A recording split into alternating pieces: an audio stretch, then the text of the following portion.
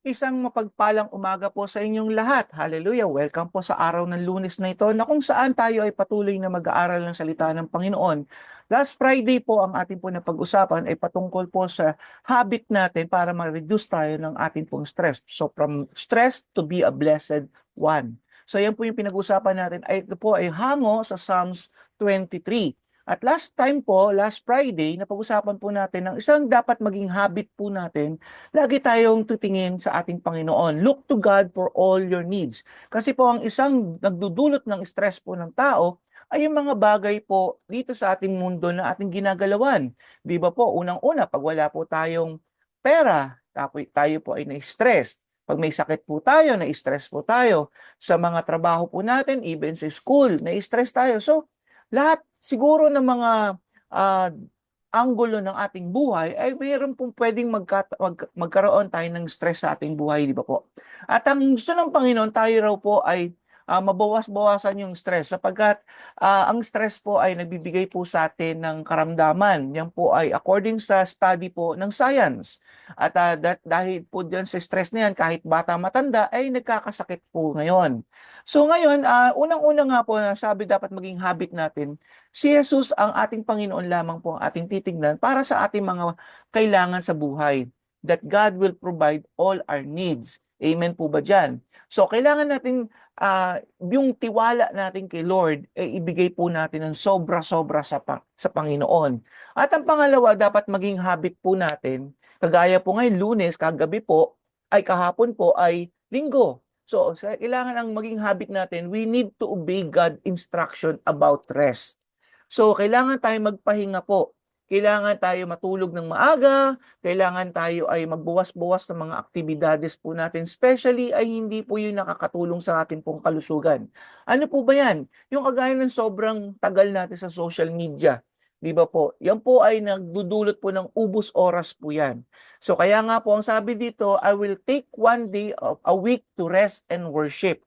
So it's not only just to sleep and to dun sa ating mga kama natin, 'di ba? Kailangan din natin mag-worship kasi marami rin pa nagsasabi na according to my observation, gusto nilang matulog lamang sa maghapon po ng araw ng kanila pong pamamahinga o kanilang Sunday or kanila pong Sabbath day. Pero ang sabi nga po ng Biblia, hindi lamang po katawan po natin ang dapat pagpahingay natin, even our soul and spirit. Kaya kailangan din natin ng worship. So, kailangan natin mag-rest in God's presence. Kaya nga sabi ng Psalms 23 verse 2, He makes me lie down. He makes me lie down in a green pasture, di ba? So, kailangan natin mga kasama at mga kapatid na doon tayo sa presensya ng Diyos na nagpapahinga. Kasi hindi lang po enough yung matulog ka maghapon. Pero pansinin nyo, matulog ka maghapon, pagod pa rin ang pakiramdam po ninyo sapagkat meron pong lacking sa isang Kristiyano doon po sa hindi sa pagsamba sa ating Panginoon.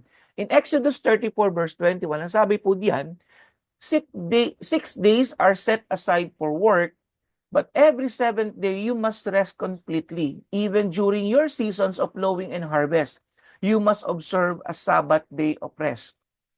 Ngayon, dito po sa Pilipinas, ang ating pong Sabbath day ay ito pong weekend po natin, which is usually ginagawa po natin ito ng Sunday. So, sa ibang bansa naman po, hindi naman po Sunday yan. So, I cannot say na tuwing Sunday lang po tayo mag-rest. No, kasi depende po yan sa culture ng bansa kinalalagyan po natin. At kagaya po sa ibang bansa, sa Middle East po, I believe Friday po ang kanilang Sabbath day. So, kailangan pa rin natin mag-rest, di ba po? So, most of our stress comes from overworking. Yan, panay overtime po minsan, di ba po? Kaya napapagod na yung katawang lupa po natin. And we worry about keeping up and our insecure about our future. Kasi nag-iisip ka na ng pang-future mo. Wala naman pong masama yun, pero na-overwork ka na kasi. Ibig sabihin, nag-exceed ka na sa limit ng iyong katawan. So we violate the commandment of God by the pace of our life and to do the list na meron tayo sa araw-araw, di ba? So ano po yung binabiolate natin doon? Tingnan po ninyo yung Law of Moses. Remember the Sabbath day. Di ba po? So madalas ang mga tao dahil nga po nagmamadali, fast-paced po tayo, hindi na tayo nagbibigay ng panahon sa ating katawan. Ayan po ang nangyayari sa atin. Tayo po ay napapagod, nagkakasakit. Amen.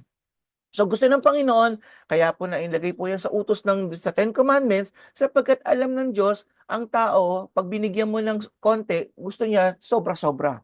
Amen? So God could have created us not to need sleep. Pwede naman tayong maging kagaya ng mga makina ngayon, ng AI ngayon na nauuso, na walang tulog-tulog, di ba, ng mga robots. Pero alam niyo po ba, even every programs, even every robots or machineries, ay kailangan po nila ng maintenance. So what will be our maintenance? Yan. Napapansin po ninyo, ang mga maintenance po ng katawan po natin ay gamot. Kasi nga po, napapagod, nadideteriorate, humihina, just like the machine. Even po mga programs po, tinatawag po natin dyan, ay dinidebug po yan, nire-refresh, ina-update, di ba, yung system. Because kailangan din nila na mag-evolve. Ganun din ang ating katawan po. Kailangan nito na mag-rest para merong ma-evolve po yung bagong mga, mga cells. Amen? Kasi po, tumatanda yung ibang cells natin, nangihina, kailangan mag-regenerate po siya. So, we spend 1/3 of our lives asleep. Kailangan po talagang 1/3 talaga tulog tayo. That's why meron tayong 24 hours a day according to the doctors, according to science and medicine. Diba, you must sleep at least 8 hours a day. So, anong ginagawa po ng karamihan? Tulog lang po 4 na oras. So, hindi po nakokompleto yung 8 hours a day. Hallelujah. Kailangan, nire-require ng Lord na magpahinga po ang ating katawan. Pansinin po ninyo in the book of Genesis. Di ba po? 6 days nag-work ang Lord, kinrate niya ang lahat from heaven and earth, di ba? Mga animals and even mankind. Kinrate niya po, di ba? Yung first man and woman. Pero on the 7th day, nagpahinga ang ating Panginoon. Hallelujah. So, even ang Diyos ay nagpapahinga po. At purihin ng Panginoon sa pamamahinga po ng Panginoon para po maintindihan po natin, hindi po siya nagpapahinga during these days. Okay? Ang pamamahinga po ng Panginoon ay ang muling pagbabalik ng ating Panginoong Hesukristo at doon po kukunin na niya ang kanyang mga tinawag, ang kanyang hinirang, chosen people niya at doon po mamamahinga ang Panginoon. Yan po ay according to the Word of God. Sabi nga po ng Panginoong Hesus, man was not made for a Sabbath. Hindi ginawa ang tao para sa isang Sabbath, sa pamamahinga. Rather, the Sabbath was made for a man. So, ibig sabihin, ginawa pala ng Lord ang Sabbath day, ang rest day, para sa tao. So, the day of rest is for our benefits to restore our health. Every time you don't rest and worship, you violate the 10 commandments, which is right up there with murder, adultery, etc. So if you don't take time off, your exhausted body will make time off. O, di ba? Pansin po ninyo, can you observe everything in your situation, sa mga environments po ninyo? Di ba? Pag malakas tayo, arangkada tayo ng arangkada, trabaho, trabaho, trabaho, trabaho. Pero pag sa isang bigla na lang tayo ay pinagpahinga ng Panginoon, binigyan tayo ng karamdaman, nandun tayo sa kama ng karamdaman, o may magagawa ba tayo? So that's why sometimes God makes you lay flat on your back to look up. Yan, kung nakahiga ka, titingin ka sa langit, titingin ka sa taas, then you will pray. So hihintayin pa ba natin tayo ay laging na lang may sakit at karamdaman bago tayo lumapit sa Diyos? That's why we must observe yung pong sinabi ng Panginoon, we must be obedient to the commandment of God that on the 7th day, on the rest day po natin, magpahinga po tayo. Dalawang klase pong pamamahinga natin isang katawan po at ang ating kaluluwa at espiritu. Huwag po ninyong ma-misinterpret na ang kailangan lamang po ay katawan. Ang ating pong katawan ay 3 po ang composition po niyan. Body, soul, and spirit. Hindi po pwedeng katawan lamang. Pero ang iyong spirito at ang inyong kaluluwa ay hindi po namamahinga sa presensya ng Creator po niya. So kailangan din po pamamahinga ng katawan kasabay po ang kanyang kaluluwa at ang kanyang spirito. That's why on the 7th day, kahit even basahin niyo po ang Old Testament, on the 7th day, the people of God dito sa bayan ng Israel, they don't work on the Sabbath day, but they just go to the temple just to worship God. And I believe yan din po gusto ng Panginoon in this generation that we must be in our fireplace, which is our church, our local church. So on the Sabbath day, so rest day po natin, saan ka man naroroon sa mundong ito, you must rest with your physical body, refocus your spirit, worship God, make fellowship, pray to God, di ba? And recharge your emotions. Paano ka makapag-recharge ng emotion mo?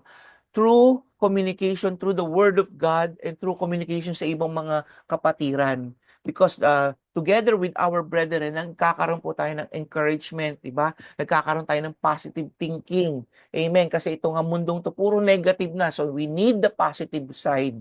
Amen po. So bukas pagpapatuloy ko tong iba pang mga habits na tinuturo sa atin ng Panginoon para mas lalo tayong maging strong, di ba? At maging healthy sapagkat ginasay ng Panginoon ang katawan po natin na tayo ay maging blessed. Di ba? Tayo ay isang healthy people of God. Manalangin po tayo. Aming Amang Diyos, salamat po Lord God sa inyong tinuro. Naghumingi kami ng kapatawaran, Panginoon, dahil po inaabuso po namin ang aming mga katawan. Na kaya pala, Lord God, nagkakasakit kami, Panginoon, because ito yung pang-aabuso namin sa aming mga katawang lupa, O God. Kaya po, Lord, I pray that your forgiveness be upon us, Lord, as we confess our sin, Lord God. You are faithful to forgive us, O God, and make us, Lord, whole again. At tulungan niyo po kami, Panginoon, masunod itong napakasimpleng bagay na ito na sinabi mo sa Ten Commandments, O God, we must observe and remember the Sabbath day. Lord, help us, O God, to change our attitude, change our way of life, Panginoon, na tunay ngang malagi namin makita, Lord God, that our body is a weakling, Panginoon, at kailangan to ng pamamahinga. Muli, salamat po, Lord God, sa binibigay niyo pong kalakasan sa bawat isa. Salamat po sa lahat ng ito, sa pangalan ng Panginoong Jesus, Lord.